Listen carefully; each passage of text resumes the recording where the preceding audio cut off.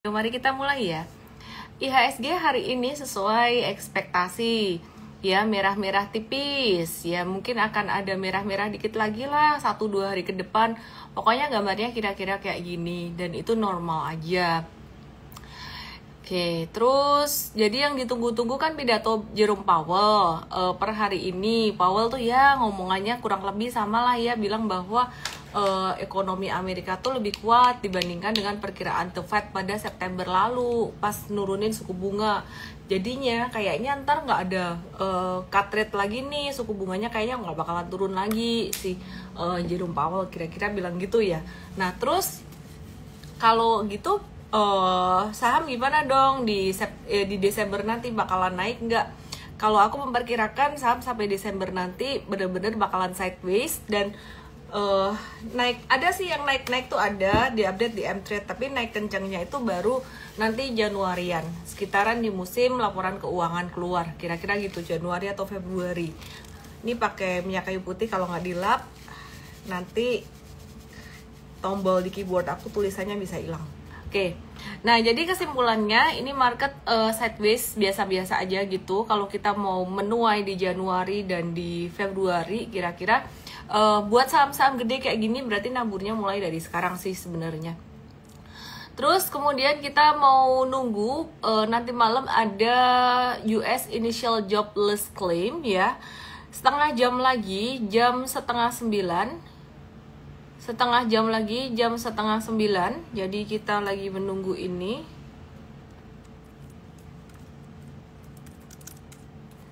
Oke, nanti aku akan update, semoga nggak lupa. Terus cukai rokok nggak jadi naik. Ada kabar positif buat sektor rokok ya. Cukai rokoknya nggak jadi naik. Jadi Kemenkeu itu bilang bahwa kebijakan cukai hasil tembakau atau CHT 2025 itu tidak akan ada peningkatan, melainkan pemerintah akan mempertimbangkan kenaikan harga jual eceran atau HJE rokok di level industri ya. Jadi ini menjadi satu sentimen yang positif buat GGRM dan HMSP. Tadi juga GGRM HMSP-nya juga naik. Kita nanti akan review juga GGRM HMSP gimana ya. Nah, dampak dari kenaikan harga jual eceran rokok itu bisa jadi angin segar sekaligus tantangan bagi produsen rokok. Nah, kalau HJE yang ditentukan terlalu tinggi, maka pangsa pasar bisa tergerus sehingga kemungkinan terburuk rokok ilegal dan yang harganya murah itu bisa makin marak gitu.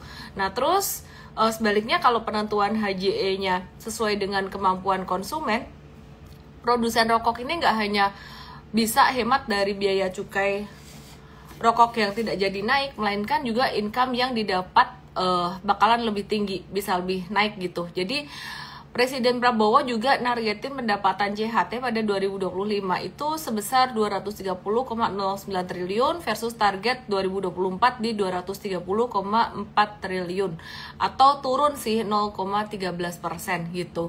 Oke, biasanya kita ke Big Banks, kita akan langsung ke saham rokok dulu karena sektor rokok baru ada berita hari ini. Big Banks-nya nanti kita akan bahas sambil nunggu teman-teman yang lain bergabung karena biasanya abis dibahas BRI terus kabur. Cuman mau tahu BRI doang. Oke ya. Mari kita lihat saham rokok. Saham rokok bentuknya kayak gimana chartnya. Secara valuasi nggak usah ditanya.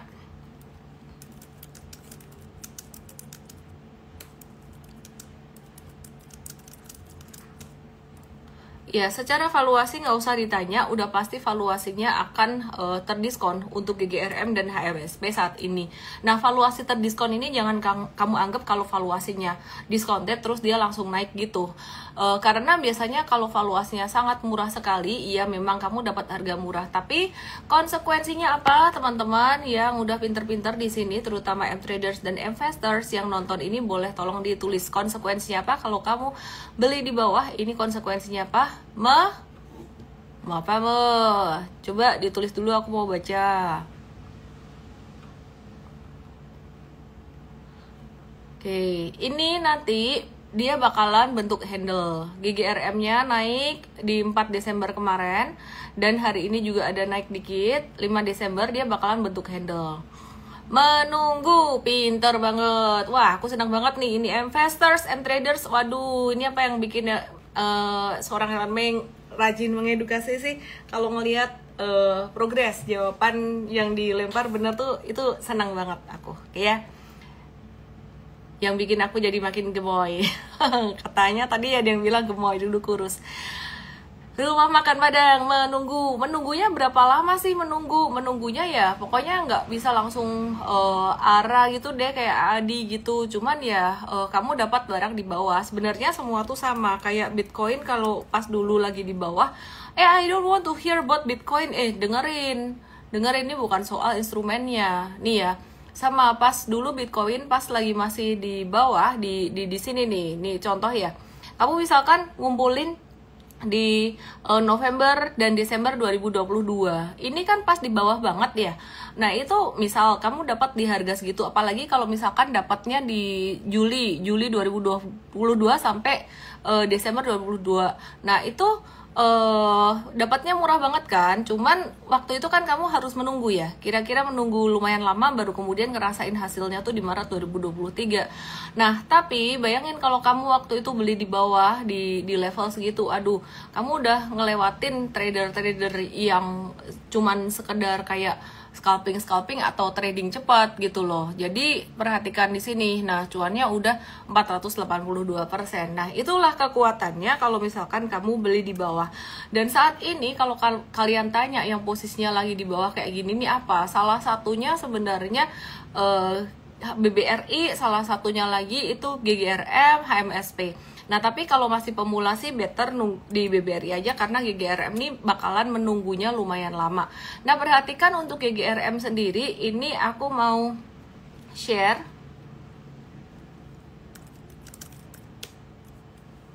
Bentar ya.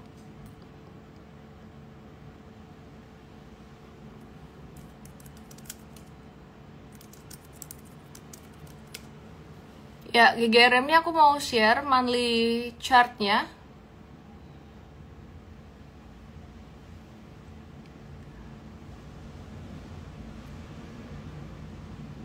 Oke, perhatikan di sini, ini monthly chart-nya.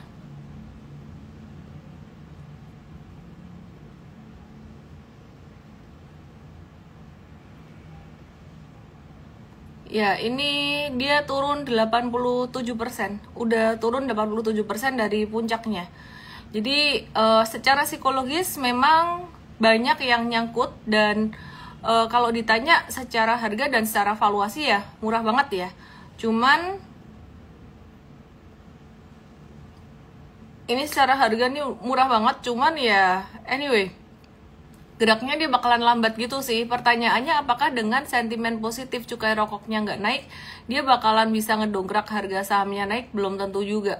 Jadi ini naik dalam waktu di jangka waktu pendek. Kalau misalkan mau nitip sendal ya jangan banyak-banyak sih, karena peluang yang lain masih ada, masih banyak di saham yang lainnya. Kira-kira kayak gitu. Oke, terus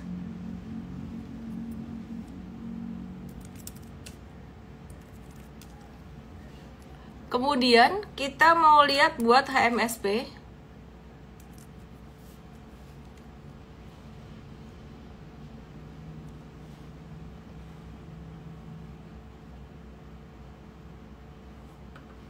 Kita mau lihat HMSP. Nah, ini HMSP juga sama. Hari ini tadi ada pantulan. Kalau masuk di sini nih sifatnya spekulatif banget sih. Ini aku mau tarik chartnya. Teman-teman yang di TokTok yang di YT boleh ke Igoyi untuk bisa lihat chartnya. Abis ini kita bahas AAD ya.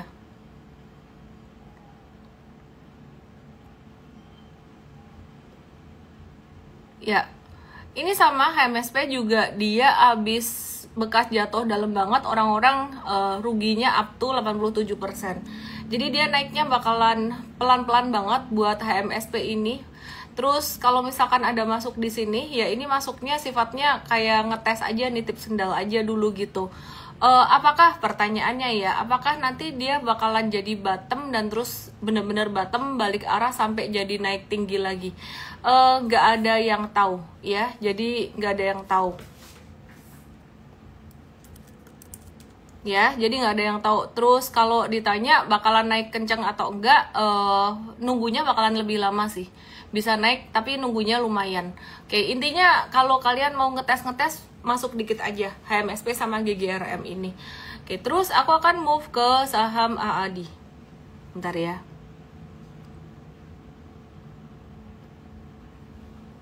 Aku akan move ke AAD.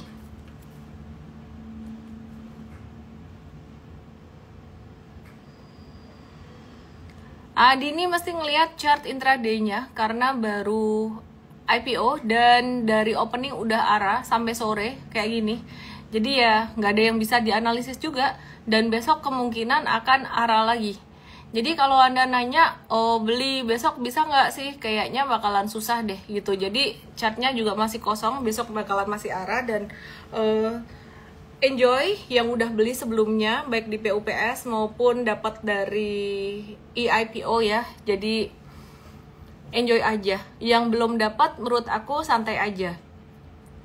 Yang belum dapat belinya gimana? Belinya ya nanti kalau dia udah mulai ada pergerakan yang normal. Pergerakan yang normal itu adalah pergerakan yang dia nggak arah lagi gitu. Jadi kalau kamu mau beli lagi, nyusul pas lagi arah lagi hari kedua, kok kayaknya jangan. Meskipun sebenarnya nggak bisa dibandingkan dengan Bukalapak, perusahaan ini secara fundamental, karena perusahaan ini cuannya tuh tebel banget, income-nya tebel, cuannya tebel, nggak bisa dibandingin sama Bukalapak. Tapi kejadian saham IPO terus kemudian arah abis itu turun, itu banyak terjadi. Jadi dulu Bukalapak aku ingat hari pertama arah, hari kedua arah, abis itu turunnya tajam banget gitu. Jadi menurut aku sih biarin dia membentuk pattern dulu, ada sideways-nya dulu, biarin dulu, nggak usah FOMO di AAD, menurut aku gitu. Nah yang udah punya just enjoy aja, nggak usah dijual-jual dulu sih. Tapi kalau misalkan mau profit taking ya silakan. Kalau kalian belinya hasil dari punya Adaro, kan kalian berarti kan sempat ada rugi kena turunan harga Adaro ya. Ya jadi ini Adaro. Sebelumnya mungkin kalian dapat Adaro, terus dapat cuan dari dividennya dia 35%. Terus turun nih. Turun berapa? Oh, turun sekitaran 40-an persen Adaro. Ya, turun 40-an persen. Nah, terus perhatikan di sini. Kalau turun 40% dapat dividen 35%, berarti rugi sekitaran 5%, 5 sampai 8%, sebenarnya 43% sih. Nah, rugi 5 sampai 8% ini bisa tercover dengan naiknya harga saham AAD. Jadi kalau udah beli Adaro kan 100 Adaro bisa dapat, punya 100 Adaro bisa dapat 23 AAD. Nah, jadi bisa dapat saham AAD, kira-kira kayak gitu 23. Nah, jadi bisa dapat keuntungan dari kenaikan 23 saham AAD itu yang bisa ngecover kerugian di sini. Nah, jadi aku nggak tahu deh sekarang kalian kira-kira udah cuan atau belum sih efek dari efek dari setelah Adaronya kalian tuh turun gitu. Oke, kalau dihitung-hitung mungkin sampai per hari ini mungkin masih impas atau baru akan menuju impas, kira-kira gitu ya. Kok sepi ya, nggak ada komen? Aku pengen lihat komen. Halo, yang di YT, yang di Igoy, halo. Yang di Tok.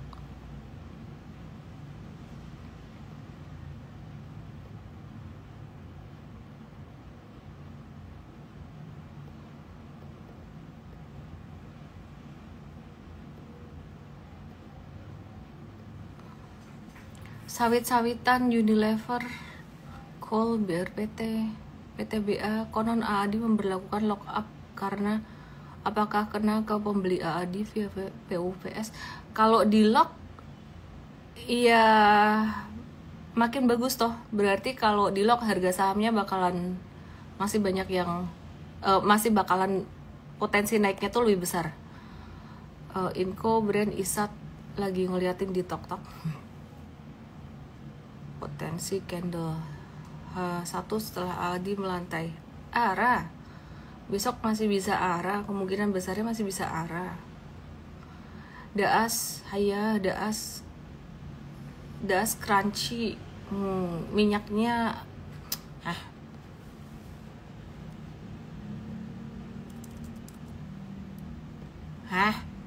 ngomong Daas dos nggak mau terus nanti bilang lagi, tapi naik, besok naik. Ah, bukan soal naik, sama-sama kayak gini nanti kamu beli kamu nggak bisa jual, tahu-tahu dibanting ARB gitu loh. Miss, ada 5 juta lot yang ngantri di AAD, duit siapa tuh? Duit orang kaya. Oke, aku mau bahas saham yang lain. Aku matiin dulu komennya. Asing masih net sell? Masih aja net sell di BBRI. Masih net sell di BRI. Bentar ya, aku bukain chartnya ya. Lihat di Goi teman-teman.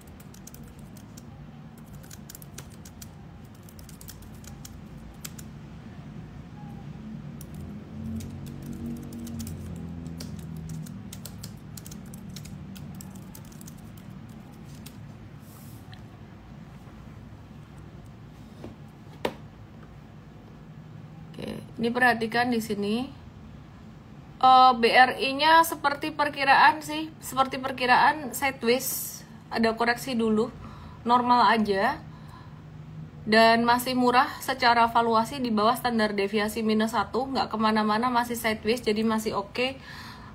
Buat investing, buat trading, wait and see dulu teman-teman yang mau trading. Terus BBCA dia juga masih sideways. Ini ada inverse head and shoulders 1, 2, 3, 1, 2, 3.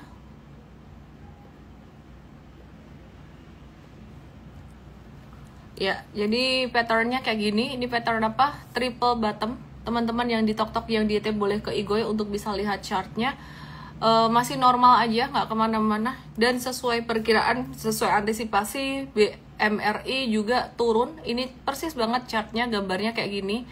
Jadi habis naik kemarin terus turun kayak gini, dia bakalan ngebentuk pattern inverse head and shoulders, and that's normal ya. Terus kemudian selain itu nggak usah diliatin terus, ini sebenarnya masih oke. Nanti menuainya di sekitaran bulan Januari Februarian. Thank you teman-teman yang ngasih gift di TokTok. Aku mau ke Japfa.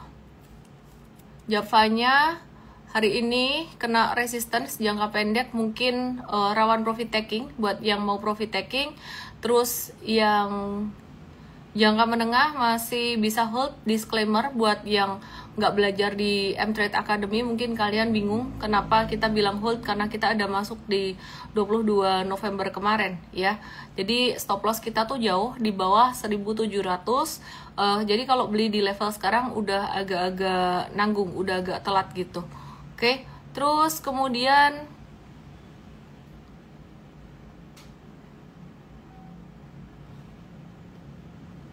BBNI, lupa tadi bahas BBNI, kelupaan. Ini ada persiapan aksi korporasi, bakalan akuisisi satu perusahaan aset management yang nantinya akan digabung ke BNI Asset Management. Ini ada double bottom, tapi double bottomnya agak-agak ada handle-nya lagi 3, jadi ini kemungkinan bentuk triple bottom kayak BCA.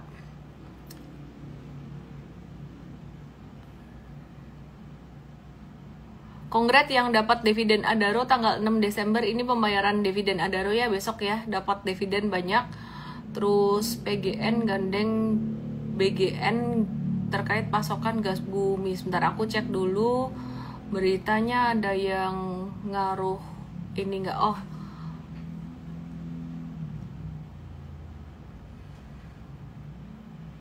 nggak ada yang signifikan. Aku langsung ke saham-saham aja deh kalau gitu. Inco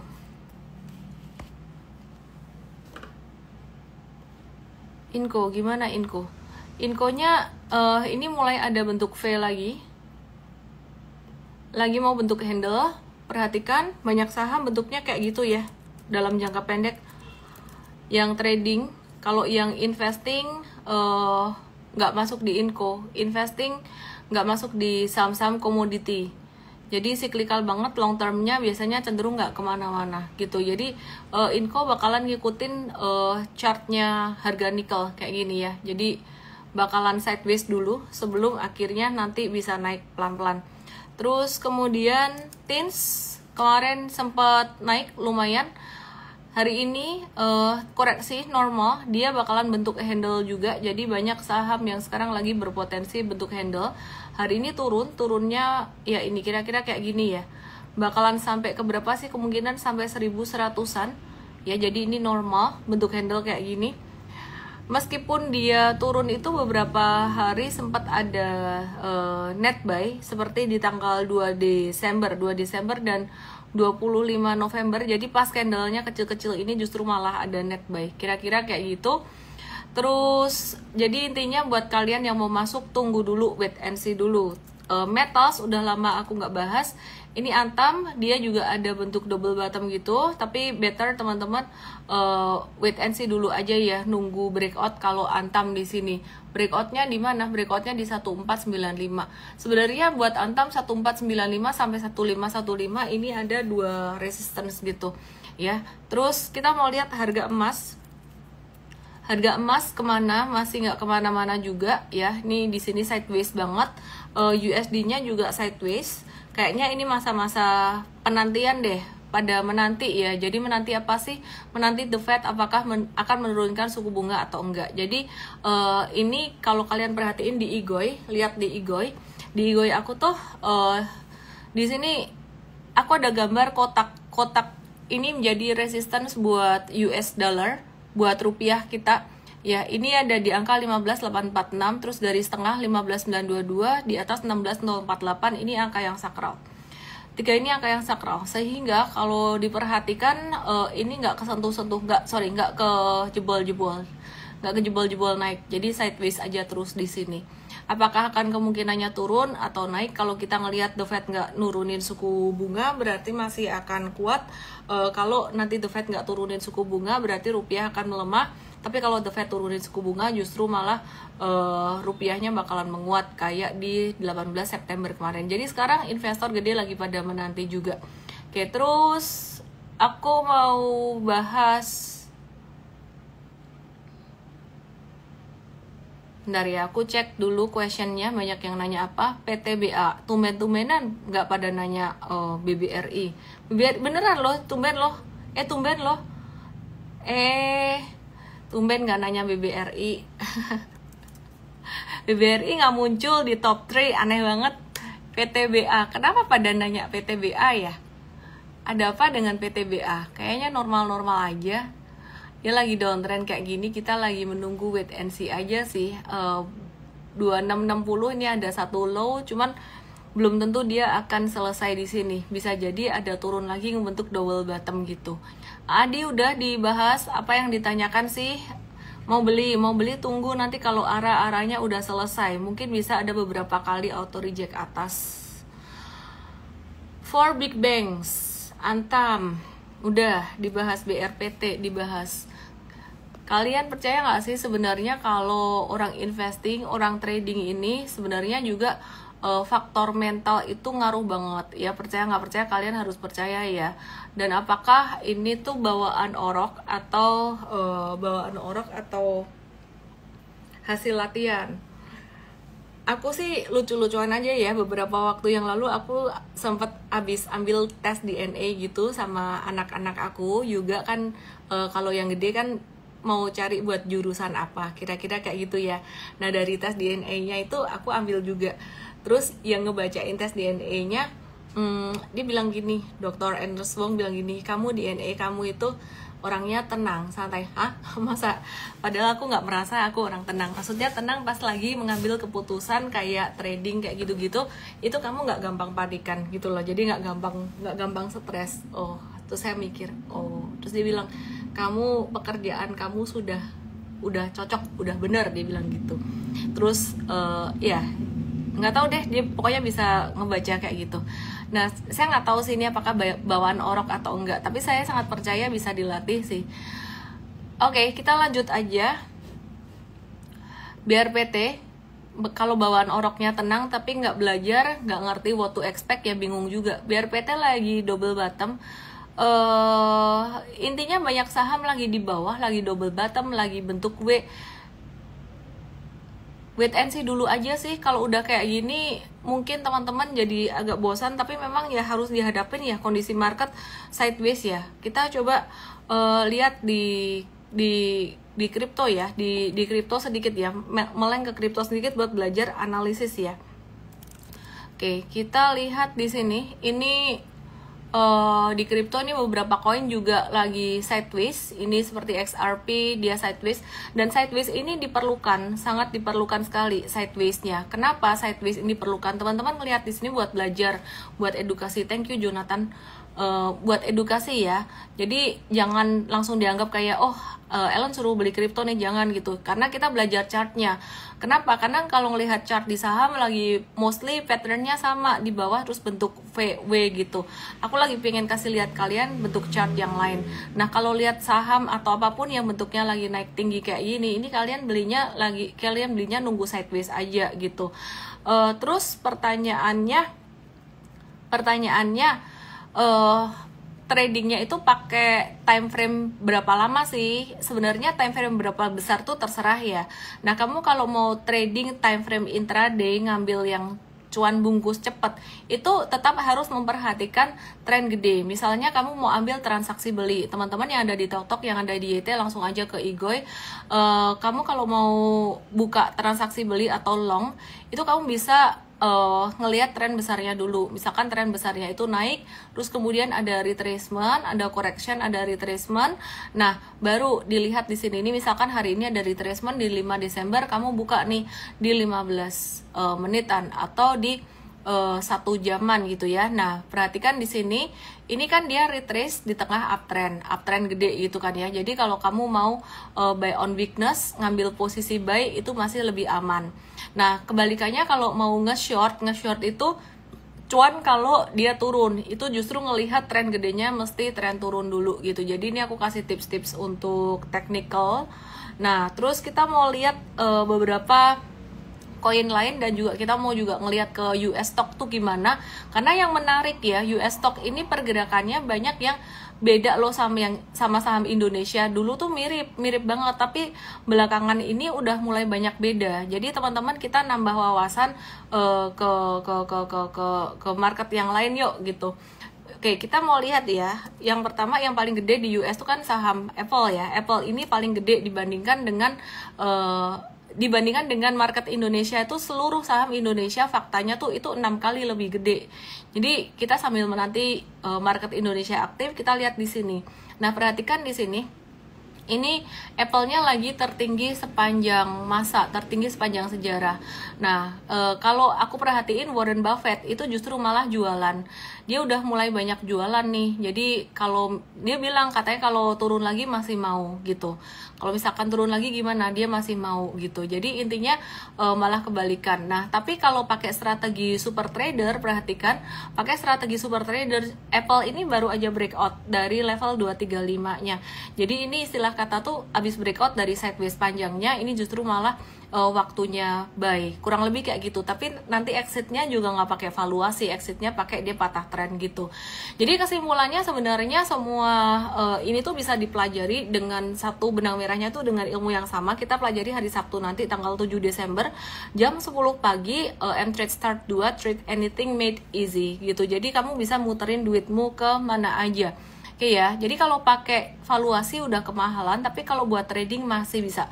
Maka dari itu Warren Buffett sebenarnya dia ketinggalan peluang pas lagi .com bubble, naik tinggi, terus naik tinggi banget, dia nggak ikutan cuan, terus abis itu bubble-nya pecah, saham-sahamnya turun. Terus Warren Buffett juga ketinggalan rally di Bitcoin yang naik tinggi. Bitcoin tuh crash udah berkali-kali ya. Jadi either way, orang kalau ngeramal Bitcoin bakal naik kenceng atau Bitcoin crash, dua-duanya benar. Mereka nggak salah. Orang yang tahun 2015 aku ngeliat konten tadi ada yang mocking somebody yang meramal Bitcoin bakalan crash. Ramalannya tuh kayak 2000 berapa belas gitu loh, 2016 atau 2015. Ya benar sih, setelah 2017 kan Bitcoinnya jatuh juga. Lihat di Igoy ya teman-teman yang ada di TokTok, yang di YT ya. Dia kan Bitcoinnya sempat jatuh waktu itu. Itu benar banget, nggak salah. Sempat jatuh sekali. naik lagi ngeramal crash lagi ya bener lagi, ngeramal naik ya bener lagi gitu loh. Either way dua arah ya bener semua, ada crash ada naiknya. Jadi Warren Buffett sempat ketinggalan, bukan sempat, emang ketinggalan di dot-com bubble, saham-saham teknologi yang waktu itu naik tinggi. Terus kemudian pas dia pecah, bubble-nya pecah, itu Warren Buffett terhindar dari kerugian. Waktu itu orang-orang pada bilang gini, pas naik tinggi pada mocking Warren Buffett kayak, yeay, kasihan deh nggak ikutan beli. Makanya jangan pakai strategi Warren Buffett kayak itu nih, kita cuan. Nah tapi ada orang yang nggak waspada masuk di atas, mereka rugi, terus akhirnya mereka berubah pikiran, wah bener juga ya kata Warren Buffett ya, nggak ada benar, nggak ada salahnya waktu itu Warren Buffett benar, tapi dia juga kelewat peluang. Nah tapi sebenarnya yang dilakukan Warren Buffett itu apa sih? Dia nggak ikut-ikutan orang lain, itu aja. Dia melakukan apa yang dia ngerti gitu loh. Jadi ketika seseorang melakukan, nih kata penting, garis bawahi, penting banget. Ketika seseorang melakukan apa yang ia pahami dari sistemnya, bukan berarti dia tidak akan ketinggalan peluang di instrumen lain, di saham lain, di koin lain. Bisa jadi dia nggak ikutan beli AAD, bisa jadi dia nggak ikutan beli Bitcoin, tapi dia cuan dari sahamnya dia sendiri. Pahami ini. Jadi Warren Buffett di situ punya satu kebesaran hati, di mana dia oke kalau ya nggak semua yang naik tuh aku harus miliki gitu loh. Nah jadi sekarang pertanyaan Anda mungkin tanda tanya besar adalah, kalau gitu siapa yang harus saya ikuti? Apakah strateginya Warren Buffett? Atau apakah strateginya scalper? Atau apakah strateginya si ini, si itu? Kalau aku udah mantap, aku ada 2 metode. Kalau yang buat investasi jangka panjang, aku memang pakai Warren Buffett punya, yang pastinya sudah sangat berkembang sekali, nggak pakai strategi Benjamin Graham doang. Tapi yang buat trading ini, aku pakai strategi yang aku namain super trader. Strategi super trader ini sebenarnya pengembangan. Kalau Anda tanya strategi Darvas atau mungkin strategi trend following, kurang lebih ada persamaannya, tapi ada perbedaannya. Kalau strategi Darvas atau trend following itu dia harus beli di breakout terus. Tapi kalau kita enggak. Jadi ini kita udah ada pengembangannya. Jadi saya pakai sejak tahun 2016-2017. Tapi habis itu mulai banyak berubah, mulai banyak berbeda karena kita ngelihat kondisi market Indonesia gimana. Terus ngelihat di kripto juga beda. Ya, jadi kita melihat penerapannya tuh fluktuasinya tuh beda, tapi inti dasarnya sama. Nah itu kita mau bahas Sabtu nanti 7 Desember, daftar di emtrade.id_live jam 10 pagi. Oke, nah aku mau bahas beberapa saham US yang mungkin kalian udah sering ngerti dan udah banyak gitu ya. Nah ini ada satu saham yang menarik banget ya. Ini sahamnya emitennya Warren Buffett. Dia tuh nggak peduli kondisi apapun ya, dia naik terus ini ya, jadi naik terus. Saat ini dia juga lagi kemahalan sih. Ini aku ambil monthly chartnya, dia lagi naik terus dan ini lagi kemahalan. Dan sebenarnya kalau kalian pengen investasi di US stocks, ini bukan memotivasi kalian untuk ke US stocks sih sebenarnya, cuman diskusi atau cerita aja. Kalian beli BRKB ini udah kayak beli ilmu saham-saham Warren Buffett sebenarnya, ilmunya Warren Buffett, tapi belinya juga nggak sekarang, karena sekarang Warren Buffett lagi keluar. Nah sebenarnya kalau kalian mau tuh ngumpulin duit dulu ya, account mesti punya, dan ketika dia turun, dia jatuh, nah itu kalian bisa masuk di situ tuh, kira-kira kayak gitu ya. Nah terus jatuhnya kapan? Ntar nunggu crash, intinya kayak gitu. Jadi kalau di Indonesia perusahaan yang kayak Berkshire Hathaway itu apa? Itu Saratoga ya. Jadi Saratoga Investama Sedaya tuh kayak bisnis modelnya kurang lebih kayak gini lah. Bedanya kalau aku perhatikan, Saratoga ini dia pilihan sahamnya ada perusahaan yang growth banget gitu, kayak perusahaan-perusahaan teknologi itu mulai dibeli-beliin juga sama mereka. Warren Buffett juga ada perusahaan teknologi, tapi teknologi yang udah gede. Yuk langsung ke Igoy teman-teman yang ada di TokTok yang di YT. Nah terus mau tau gak sih sahamnya beberapa perusahaan gede sekarang itu 8 terbesar di Amerika adalah perusahaan dari sektor teknologi. Ada Apple tadi aku udah bahas ketinggian kan ya. Nah ini mengenal dikit US stocks tuh kayak gimana. Ini Microsoft ini juga udah ketinggian. Jadi kalian lihat US stocks ini lagi ketinggian banget. Jadi kalau misalkan nanti sampai dia turun atau dia crash, Anda nggak usah takut ya. Jangan dibandingin sama saham Indo gitu. Terus ini Microsoft dia lagi ketinggian juga. Nah kondisi kayak gini nih, investor-investor gede justru malah siap-siap profit taking. Ini Alphabet atau Google Inc. ya, tiga terbesar ini juga lagi ketinggian. Terus Amazon. Nah kalau di sana ketinggian, di Indonesia malah kemurahan gitu ya, lagi jadi murah banget gitu. Kayak BRI kayak gitu. Ini menunjukkan sebenarnya bahwa duit besar tuh lagi masuk ke sini sih. Ini Amazon, teman-teman yang ada di TokTok yang di YT boleh ke Igoy sambil ngelihat dikit ya, kita jalan-jalan ke Amerika. Ini juga lagi ketinggian banget ya. Ada pertanyaan lagi, bukannya kalau trading itu ketika marketnya lagi bullish gini enak ya? Iya sih, tapi harus tahu diri. Harus kalau udah modelnya kayak gini, patternnya naik cepet gini, ini kita harus siap-siap profit taking cepat gitu ya. Jadi ini juga Nvidia ini juga udah agak tinggi kemarin.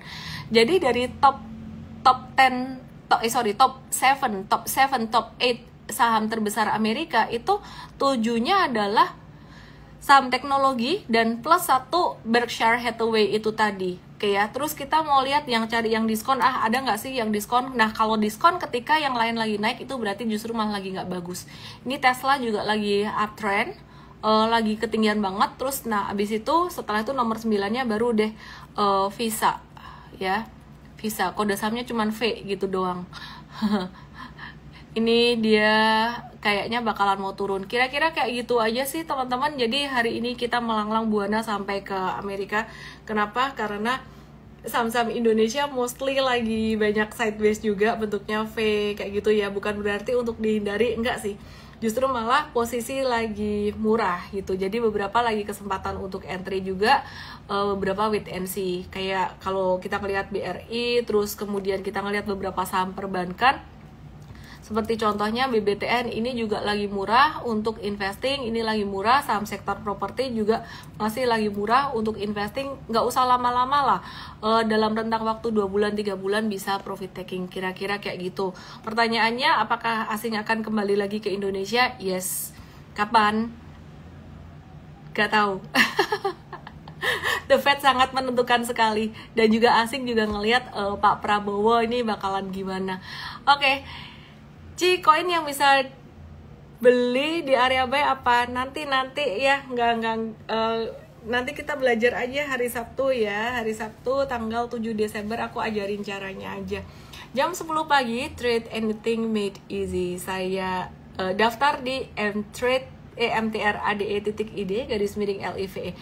Semoga bisa bermanfaat. Saya Ellen May, salam profit.